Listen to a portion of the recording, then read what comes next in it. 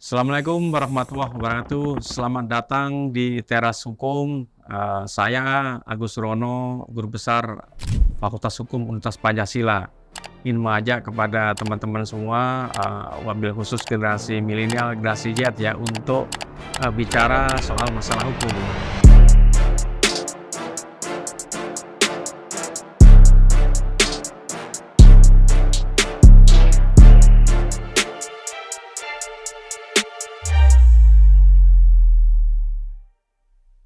Ya, terutama merespon kemarin yang berkaitan dengan soal debat calon wakil presiden yang memang menurut hemat saya perlu kita diskusikan ya lebih spesifik ya berkaitan dengan beberapa hal yang menurut saya menjadi satu catatan-catatan yang saya kira harus kita cermati. Pertama, saya lebih mengkhususkan kepada bagaimana pertanyaan-pertanyaan dari paslon nomor 2 ya, karena kebetulan paslon nomor 2 ini adalah paslon yang paling muda gitu ya, cawapres yang paling muda di antara cawapres yang lainnya, yaitu seperti Prof. Mahfud dan juga Pak Muhaimin. Nah, namun demikian saya melihat ada beberapa hal yang perlu saya cermati berkaitan dengan beberapa pertanyaan-pertanyaan yang diajukan terutama kepada Pak Mahfud ya. Yang pertama adalah berkaitan dengan soal pertanyaan bagaimana cara membuat regulasi yang berkaitan dengan carbon storage. Ini karena Prof. Mahfud adalah ahli hukum, saya ingin bertanya bagaimana regulasi untuk carbon capture and storage. Itu kalau orang ahli regulasi itu tidak harus spesifik satu persatu itu, kecuali proyek pembuatan regulasi itu sudah ada. Prof. Mahfud menjawab 2 menit, tapi pertanyaan saya belum dijawab sama sekali, Pak. Apa regulasinya, Pak, untuk carbon capture and storage? Simple sekali, Pak, pertanyaan saya, Pak. Mohon dijawab, Pak. Carbon storage itu sebenarnya tidak berkaitan dengan debat atau tema debat pada waktu kemarin, karena tema debat pada waktu kemarin kan berkaitan dengan soal-soal isu ekonomi begitu. Nah, saya bukan ahlinya ekonomi, tapi saya hanya ingin merespon berkaitan dengan yang soal bagaimana cara membuat satu regulasi atau cara membuat satu aturan hukum. Nah, cara membuat regulasi dan cara membuat aturan hukum sebagaimana yang disampaikan oleh Pak Mahfud menyampaikan ada beberapa proses yang harus ditempuh. Yang pertama yaitu selalu di dalam pembuatan peraturan perundang-undangan itu ada yang disebut dengan bagaimana membuat naskah akademik. Ya, naskah akademik. Nah, naskah akademik itu isinya ada 3 sebenarnya intinya, yang berkaitan dengan alasan keberlakuan secara filosofis, alasan keberlakuan secara yuridis, dan kemudian alasan keberlakuan secara sosiologis. Nah, alasan keberlakuan secara sosiologis ini tentu berkaitan dengan soal peraturan perundang-undangan itu apakah peraturan sangat dibutuhkan oleh masyarakat. Itu yang berkaitan dengan pertanyaan secara sosiologis gitu. Nah, kalau kita cermati di dalam aturan hukum yang ada saat ini, terutama berkaitan dengan bagaimana pembentukan peraturan perundang-undangan, ada undang-undang yang harus dijadikan sebagai acuan, yaitu Undang-Undang Nomor 12 Tahun 2011, Undang-Undang Nomor 15 Tahun 2019, dan yang terakhir adalah perubahannya Undang-Undang Nomor 13 Tahun 2019. Apa yang disampaikan oleh Pak Mahfud, karena memang waktunya sangat singkat sekali, maka awal pembentukan sebuah peraturan perundang-undangan itu adalah mesti harus dibuat naskah akademik, dan itu sudah betul gitu ya, sudah betul. Mengenai soal substansinya itu biasanya ada di dalam nanti naskah akademik itu. Karena naskah akademik itu juga di samping memuat tentang 3 hal yang berkaitan dengan alasan-alasan keberlakuan peraturan undangan, biasanya ada draft awal. Draft awal berkaitan dengan soal rancangan undang-undang ya, atau paling tidak adalah poin-poin yang harus diatur dalam peraturan perundang-undangan itu. Nah, ini saya pikir menjadi sesuatu yang sangat penting ya, yang menurut saya sekali lagi itu pertanyaan yang sudah dijawab dengan baik. Lalu yang berikutnya yang menurut saya adalah sangat penting untuk kemudian direspon gitu ya, itu adalah yang berkaitan dengan persoalan tax ratio ya. Nah, tax ratio yang ditanyakan oleh paslon cawapres nomor 2 itu menurut hemat saya itu adalah hal yang harus dijawab ya. Justru sebaliknya ketika kemudian ditanya balik ya, ketika kemudian yang bersangkutan itu tax ratio 10% kemudian meningkat atau dinaikkan menjadi 23%, bagaimana cara menaikkannya ditanya kembali kan oleh Pak Mahfud, dan kemudian ngitungnya dari mana 23% itu, apakah dari produk domestik bruto atau dari APBD dan seterusnya, dan itu tidak dijawab gitu.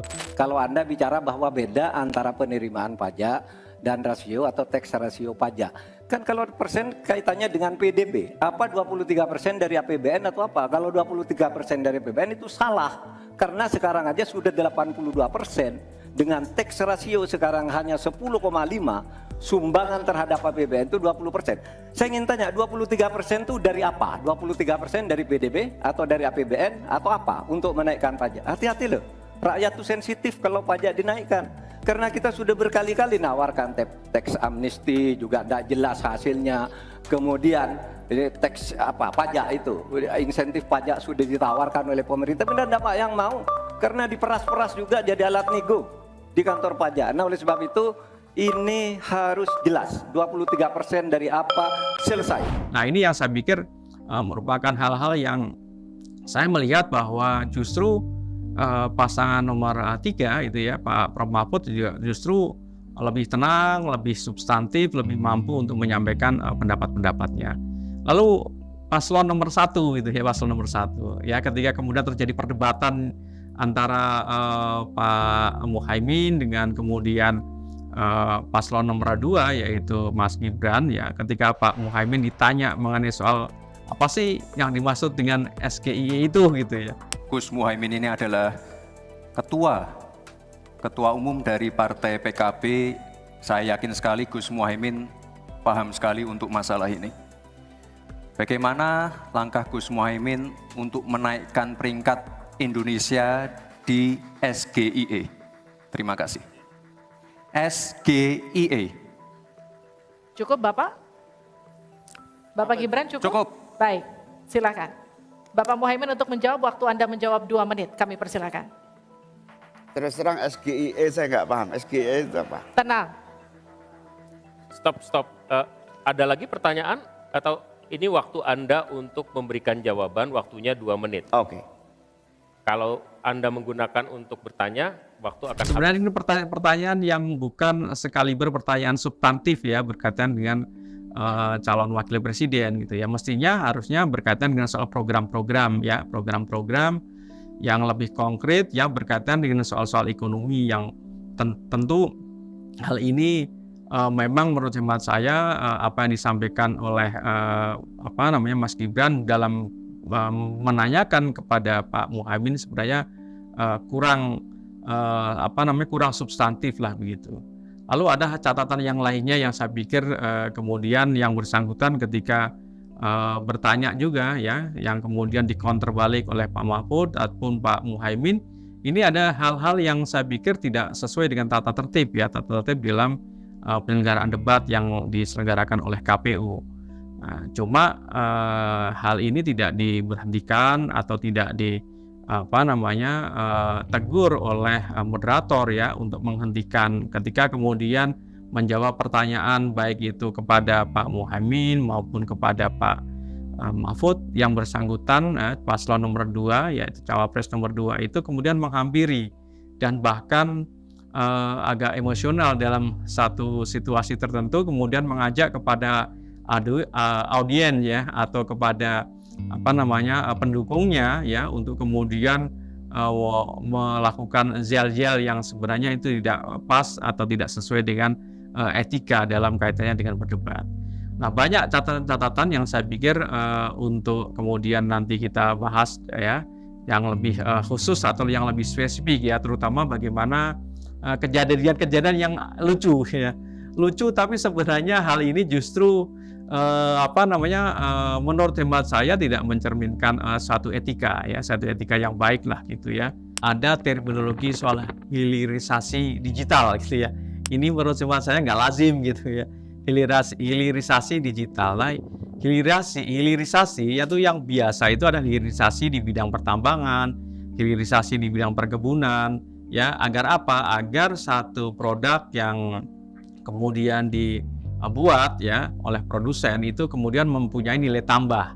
Ya, nilai tambah. Jadi tidak hanya misalkan kita contohnya kan paslon cawapres nomor 2 kemarin menyampaikan hilirisasi di bidang nikel misalkan.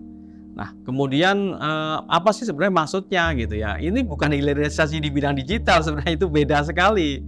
Hilirisasi di bidang nikel itu maksudnya adalah bahwa pengelolaan industri di bidang nikel itu tidak hanya kemudian bahan mentah nikelnya kemudian kita jual, kita ekspor, tidak seperti itu, tapi kemudian diolah dulu di kita, kemudian makanya perlu ada smelter dan seterusnya yang kemudian baru kemudian setelah diolah itu diekspor, sehingga ini mempunyai satu nilai tambah. Nah, sedangkan di bidang digital itu yang diharapkan dari program-program nyata atau program-program konkret untuk kepentingan generasi Z, generasi milenial itu apa? Yaitu berkaitan dengan soal akses ya. Akses atau kesempatan bahwa generasi milenial, generasi Z ini diberikan akses yang seluas-luasnya untuk dapat berkreasi. Ya, tidak kemudian ditutup atau dibatasi dengan aturan-aturan yang justru ini membelenggu, membatasi kreativitas dari generasi milenial atau generasi Z itu. Kemudian yang kedua juga mempermudah perizinan yang mesti ini harus didorong juga ya, supaya muncul satu industri kreatif ya, yang kemudian ini justru bisa memperbanyak, menampung lapangan kerja, dan saya pikir ini yang harus didorong ya. Program-program konkret yang seperti inilah yang diharapkan oleh generasi milenial atau generasi Z untuk mendapatkan peluang pekerjaan yang justru tidak kemudian bekerja untuk kepentingan industri atau orang lain, tapi justru dia bisa membuka lapangan pekerjaan. Dan saya kira banyak sekali ya contoh-contoh, misalkan industri kreatif yang lainnya, misalkan di bidang wisata, ada ekowisata di desa dan segala macamnya, dikemas sedemikian rupa dengan kemudian akses yang sangat luar biasa. Dan yang tidak kalah pentingnya, saya melihat ada beberapa ekowisata yang dikelola oleh anak-anak muda ya di beberapa daerah itu justru dikembangkan dengan memanfaatkan teknologi digital.